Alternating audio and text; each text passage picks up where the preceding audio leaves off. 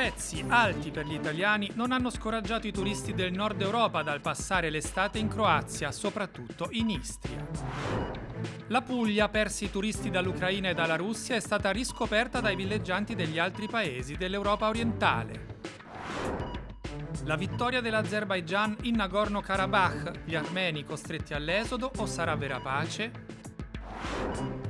Da Odessa a Cagliari, il porto sardo meta delle navi che dal Mar Nero trasportano il grano ucraino nel mondo.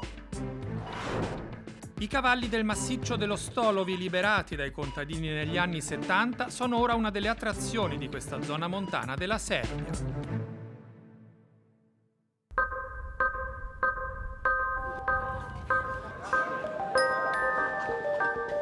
Croazia cara, carissima, una pallina di gelato 4 euro, prezzi alle stelle, turisti in fuga. In Italia in estate, riguardo al turismo in Croazia, erano questi i titoli dei giornali e gli strilli dei social. La realtà però è un po' più complessa. Oltre Adriatico i rincari ci sono stati decisi, provocati sia dalla congiuntura economica mondiale sia dall'entrata del paese nel sistema euro. La Croazia però, statistiche alla mano, da gennaio a fine agosto ha registrato 17.200.000 arrivi, numeri uguali al 2019, l'anno prima della pandemia. La parte del leone l'ha fatta l'Istria, la regione croata più sviluppata dal punto di vista turistico. Denis Ivošević, direttore dell'ente turistico istriano, rimanda al mittente le critiche sui rincari dei servizi. Direi che questa è stata sicuramente una campagna mediatica, in molti casi non giustificata.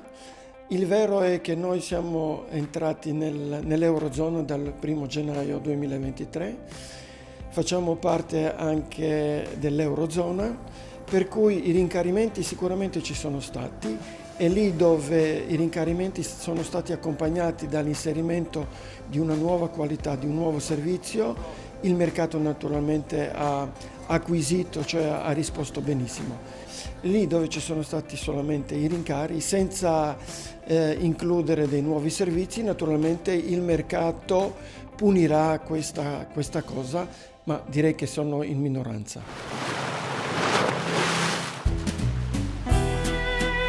In settembre l'Istria era ancora piena di turisti, austriaci, tedeschi, olandesi e scandinavi, cittadini di paesi dove stipendi e pensioni hanno retto meglio all'inflazione.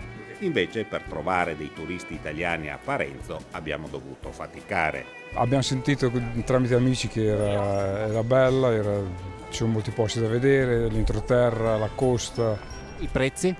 I prezzi non sono proprio tanto alla portata, tanto popolari. Dico che i prezzi sono alti, sono come da noi ormai, non è che tutto è aumentato e con l'euro si sono allineati verso l'alto. Beh, adesso si sono attestati ai prezzi italiani.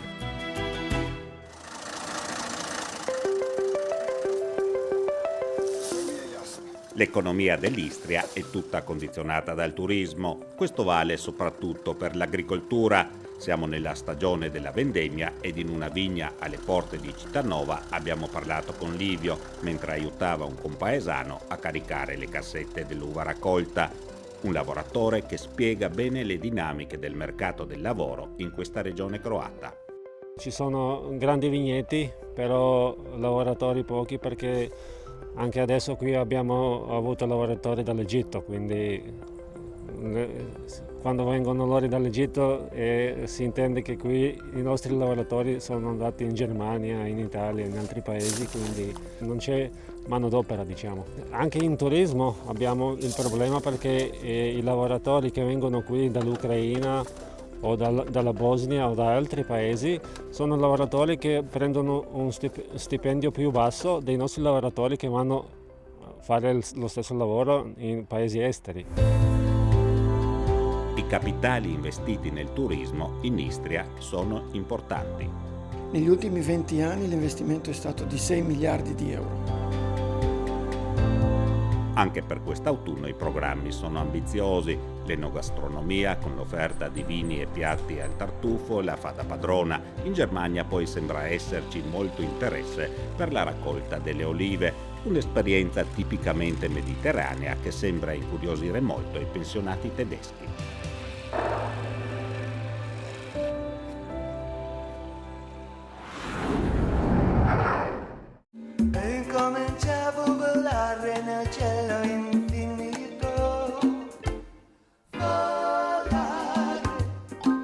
Volare in tutte le lingue del mondo. Le note rivoluzionarie di Domenico Modugno sono ormai il simbolo della Puglia che piace agli stranieri. Polignano a Mare, città natale del cantautore, è stata la prima a intercettare un fenomeno in costante aumento, certificato anche dal traffico aereo in regione. A Bari, scalo principale con 65 collegamenti esteri, i passeggeri sulle rotte internazionali hanno superato i 2 milioni nei primi 8 mesi dell'anno, con una crescita del 25% rispetto al 2022. We've never been to south of Italy. Non eravamo mai stati nel sud Italia e abbiamo letto del buon cibo, del buon vino e anche dell'ottimo clima e abbiamo deciso di venire. Ci ha fatto piacere vedere anche l'Albania. Parecchi albanesi che stanno arrivando, albanesi, ungheresi. Quest'anno io intorno al 65% di presenze straniere l'ho avuta. Pochi chilometri più a sud le percentuali diventano ancora più evidenti passeggiando per Alberobello, in mezzo ai trulli patrimonio UNESCO, di nuovo anche tanti canadesi e americani. Torneremo sicuramente, la Puglia è bellissima e la gente è davvero simpatica.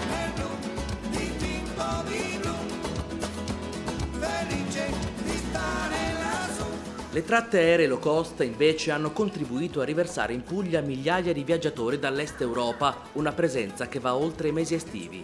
Il nostro volo da Sofia era pieno. Sono stati alcuni amici a consigliarci la Puglia. In Bulgaria è una meta sempre più popolare. Abbiamo scelto il mese di settembre per venire in Italia dall'Ungheria perché siamo sempre molto occupati d'estate. Inoltre adesso ci sono meno persone in giro e il clima è perfetto, ancora caldo ma non tanto come in luglio o agosto. La Polonia è il primo paese dell'area per traffico aereo verso la Puglia, in calo la Grecia, mentre crescono Albania, Romania e Ungheria, colmando in parte l'assenza dei tantissimi che arrivavano dalla Russia, legata storicamente a Bari dal culto di San Nicola, ma compensando anche il calo dei turisti italiani. Circa 600 giorni dopo l'inizio del conflitto, uno dei nostri più grandi clienti, quindi il mercato ucraino e il mercato russo, chiaramente sono scomparsi, ma sono stati egregiamente, direi, rimpiazzati da Polonia, Repubblica Ceca. Qualcuno arriva sia perché è legato affettivamente alla città, a San Nicola, ai parenti che risiedono qui. Certo, non arrivano più con la frequenza di prima, Bari era un polo attrattivo per la Russia. Sicuramente ci sono stati meno italiani e più stranieri. Dal Gargano misterioso e selvaggio al mare cristallino del Salento, passando per le masserie della Valle d'Itria fino ai voli in mongolfiera sulle Gravine, la variegata offerta pugliese guarda con sempre più attenzione al turismo straniero. Sono persone che vengono a visitare questo posto consapevoli che è un bacino culturale, quindi vengono e richiedono esperienze, non una semplice passeggiata. Preferiamo alloggiare in ville o appartamenti, noleggiamo una macchina in aeroporto e poi giriamo tutta la regione. Questa è l'opzione migliore per noi.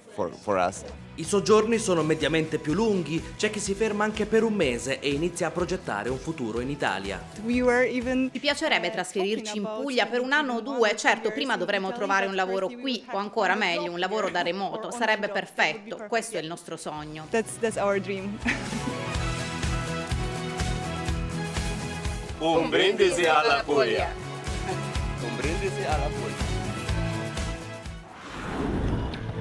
Prove di guerra in Kosovo. A Banska, un gruppo di terroristi serbi ha teso un'imboscata ad una pattuglia della polizia kosovara, uccidendo un ispettore e ferendo 2 agenti. Il gruppo di terroristi, circa 30, armati con fucili mitragliatori, lanciagranate e mortai, si è poi asseragliato in un monastero ortodosso serbo. Nella battaglia con la polizia kosovara sono stati uccisi 3 separatisti serbi, altri 6 sono stati arrestati. Il governo di Pristina ha accusato la Serbia di aver sostenuto il gruppo gruppo armato, mentre Belgrado ha addossato al premier kosovaro Kurti la responsabilità dell'accaduto. Le tensioni a Banska si sono momentaneamente placate solo dopo l'arrivo dei soldati della missione internazionale KFOR, comandata dal generale italiano Angelo Michele Ristuccia.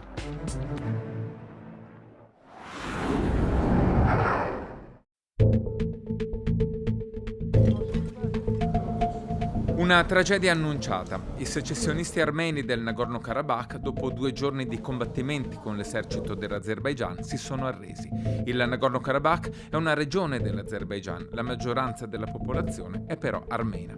La regione è contesa dagli anni 90, dalla dissoluzione dell'Unione Sovietica, quando ad imporsi militarmente furono gli armeni, con centinaia di migliaia di azeri a lasciare l'area. Con la guerra del 2020 le parti si sono invertite e nei giorni scorsi, dopo la vittoria degli azeri, migliaia di armeni sono scappati dal Nagorno-Karabakh. Secondo l'analista Marilisa Lorusso è concreto il pericolo di una cancellazione della presenza armena nella regione. L'esodo effettivamente è una delle cose che preoccupa di più, perché cambierebbe completamente la conformazione storica dell'area. Quello che propone l'Armenia è una forza di peacekeeping internazionale, ma né l'Azerbaigian, che ha ripreso controllo di quello che è de jure il proprio territorio, né la Russia, che ha una forza di peacekeeping nell'area, sono interessate ovviamente a una soluzione di questo tipo. Sono quindi di fatto già migliaia i karabachi che dimostrano di aver votato coi piedi, cioè di preferire allontanarsi dalla propria terra storica piuttosto che accettare la sovranità di Baku. L'Azerbaigian del presidente Aliyev, grazie al gas venduto in Occidente, si è armato ed è diventato una potenza regionale. L'Armenia invece si è ritrovata senza alleati. Aldo Ferrari, armenista dell'Università Ca' Foscari e analista dell'ISPI. Gli armeni andranno via, lasceranno millenni di arte e di cultura, è una devastazione storico-culturale oltre che umanitaria. Purtroppo è quello che sta avvenendo, poi le responsabilità sono varie e condivise, ma in sostanza si sta chiudendo per sempre l'esistenza di una comunità armena in questo territorio. A Yerevan, la capitale armena, da giorni si susseguono manifestazioni contro il premier Pashinyan, che ormai la maggioranza degli armeni accusa di essere il principale responsabile della catastrofe in Nagorno-Karabakh. Pashinyan parla apertamente di una guerra ibrida in questo momento contro il proprio governo, ma contro l'intero paese, la cui tenuta sia delle istituzioni sia dei confini è messa fortemente in discussione. La Russia soffia molto contro questo governo, che ritiene appunto troppo filo occidentale, per quanto queste posizioni siano state espresse da Pashinyan solo dopo le delusioni belliche del 2020 e quella corrente, cioè il mancato supporto russo.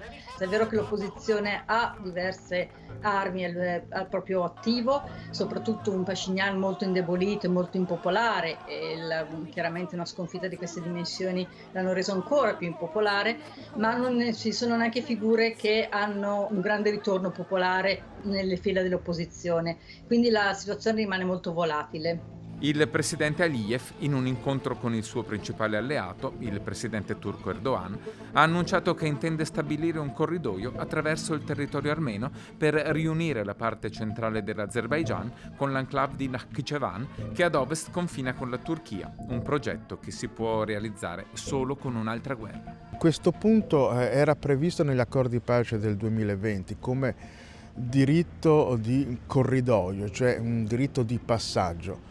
Gli armeni potrebbero opporsi, perché sarebbe, come posso dire, una sorta di privazione della sovranità nazionale. Si congiungerebbero non soltanto Azerbaigian e Nakhchivan, ma anche in questa maniera più direttamente Azerbaigian e Turchia, due paesi storicamente nemici per l'Armenia. L'Armenia è debolissima, probabilmente non può fare diversamente, però sarebbe un'ulteriore sopraffazione, un'ulteriore sconfitta. Io francamente credo che se da un lato è legittimo sostenere l'Ucraina contro l'invasione russa, non si capisce perché bisogna sempre fare due pesi e due misure. L'Armenia è in una situazione drammatica e francamente questo sostanziale disinteresse da parte della comunità internazionale mi sembra inammissibile. Fino a pochi giorni fa, in Nagorno-Karabakh vivevano circa 130.000 armeni.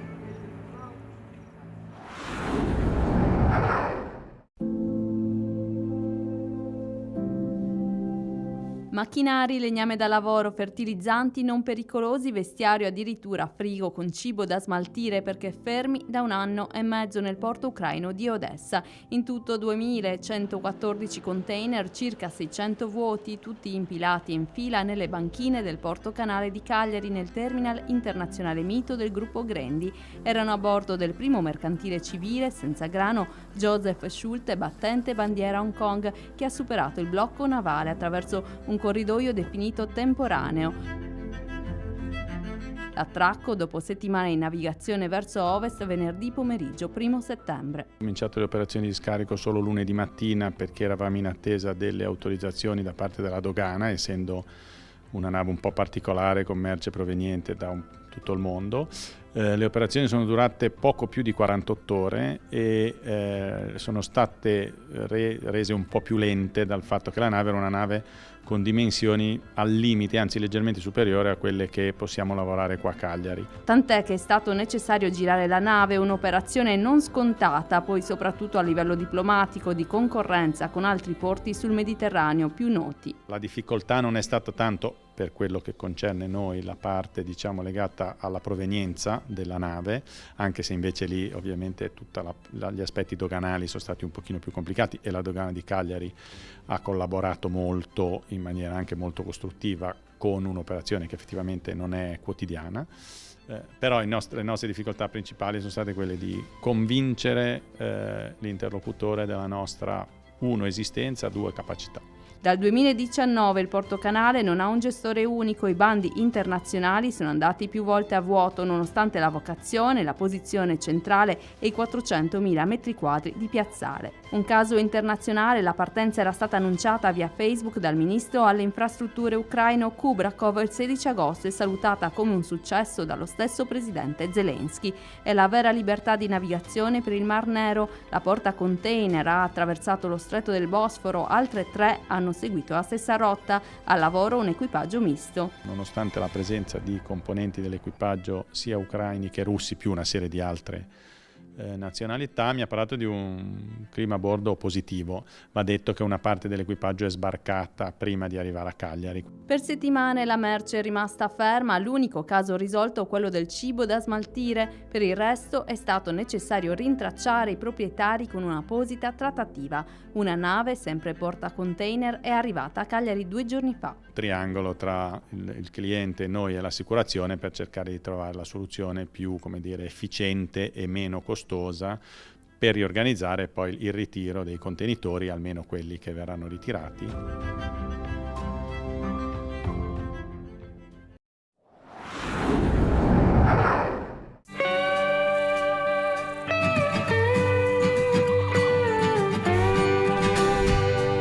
Liberi, padroni della montagna, una mandria di circa 40 cavalli vive allo stato brado sul massiccio dello Stolovi, nel sud-ovest della Serbia. Pascolano sostanzialmente abbandonati al loro destino dagli antichi padroni. Gli interventi degli allevatori sono minimi.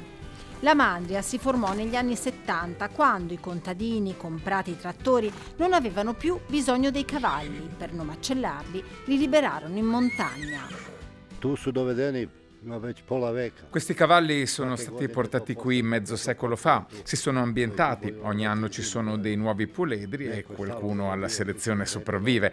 Ci sono circa 40-50 cavalli, qualche esemplare, pochissimi per la verità, viene ripreso dai proprietari, dagli allevatori.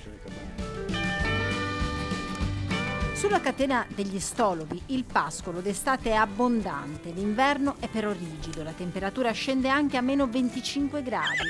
Inoltre ci sono orsi, lupi e sciacalli. Durante l'estate stanno bene, non ci sono problemi. D'inverno si arrangiano, scavano la neve, rompono il ghiaccio, riescono a brucare qualche cosa. Conoscono il terreno e sanno dove trovare riparo e cibo. I cavalli sono abituati all'uomo. Andiamo da loro ogni 14 giorni o una volta al mese, dipende dal tempo. Portiamo loro un po' di frumento e sale. D'estate, quando c'è siccità, portiamo loro l'acqua anche per evitare che scendano a valle. La mandria è diventata una delle principali attrazioni della regione. Non servono più a nessuno, resteranno qui. Credo che negli ultimi 10 anni abbiamo venduto 1 o 2 puledri. Venderli per 100 euro non vale la pena. Resteranno qui e nessuno lavora ormai più con i cavalli. I cavalli sono incroci tra la razza bosniaca da lavoro e la razza ungherese, la Nonius. Sono animali sani e robusti. Gli esemplari malati, deboli o troppo vecchi soccombono ai predatori all'inverno. In media riescono a sopravvivere tra i 30 e i 35 anni. Nel 1975 in Serbia c'erano circa 290.000 cavalli. Nel 2021 negli allevamenti se ne contavano solo 14.000.